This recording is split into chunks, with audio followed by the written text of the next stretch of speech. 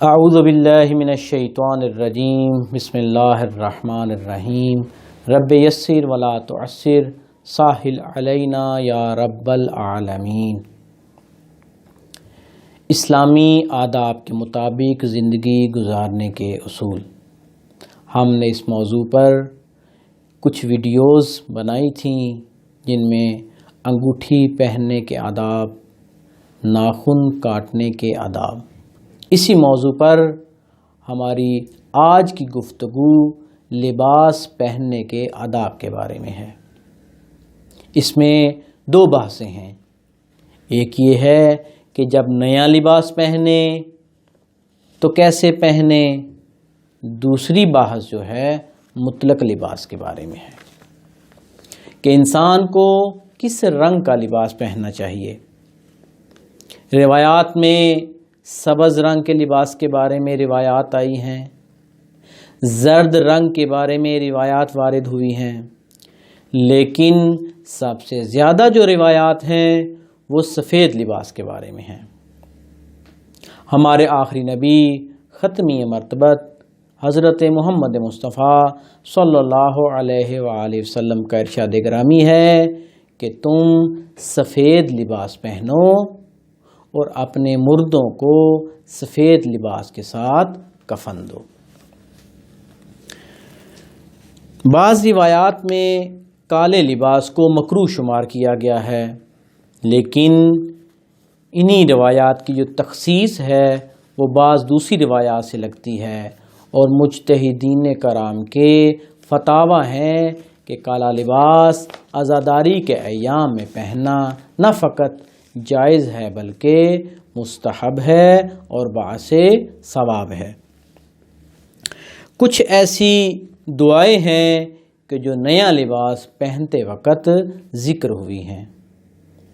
جب بھی کوئی شخص چاہتا ہے کہ نیا لباس پہنے، اس کو چاہیے کہ ایک برتن میں پانی لے اور 36 دفعہ سورہ قدر کی تلاوت کرے، اور جب بھی وہ اس آیت مبارکہ پہ پہنچے تنزل الملائکۃ والروح، تو انگلی سے پانی کے کچھ چھینٹے لے کر اس کپڑے کے اوپر پھینکے۔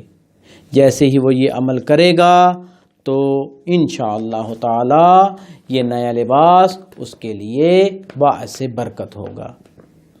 ایک دوسری روایت کے اندر موجود ہے کہ جو شخص بھی چاہتا ہے کہ نیا لباس پہنے، اس کو چاہیے کہ ایک برتن میں پانی لے اور 10 دفعہ سورہ قل ھو اللہ، 10 دفعہ آیت الکرسی اور 10 دفعہ سورہ کافرون کی تلاوت کرے اور اس پانی کو نئے لباس پر پھینکے۔ جب تک اس لباس کا ایک دھاگا بھی باقی رہے گا، یہ لباس اس کے لیے باعث برکت ہوگا اور اس کی روزی میں اضافے کا سبب ہوگا۔ معصومین علیہم السلام نے ہمیں زندگی گزارنے کے ہر قسم کے اصول بتائے ہیں۔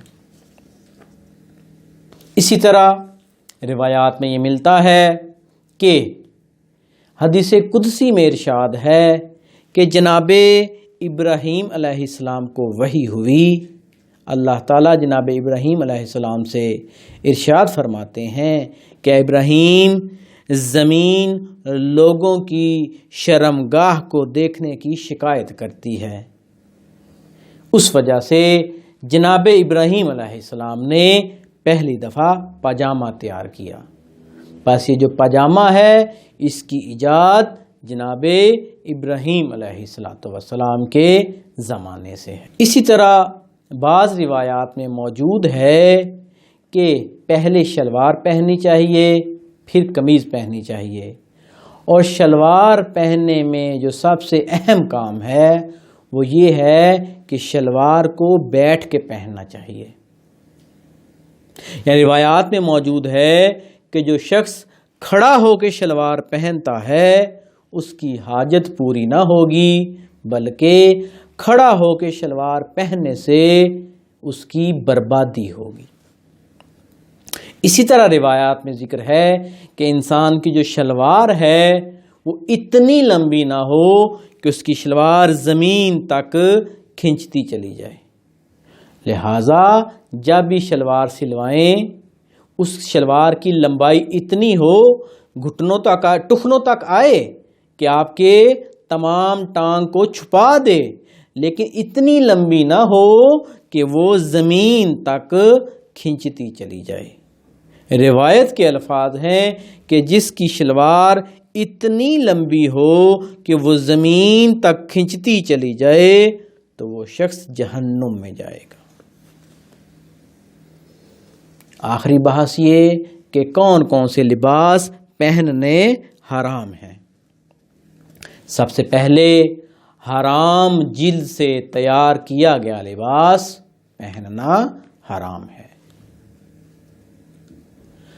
وہ لباس جو عورت کے ساتھ خاص ہے اس کا مرد کے لیے پہننا حرام ہے، اور وہ لباس کہ جو مرد کے ساتھ خاص ہے اس کا عورت کے لیے پہننا حرام ہے۔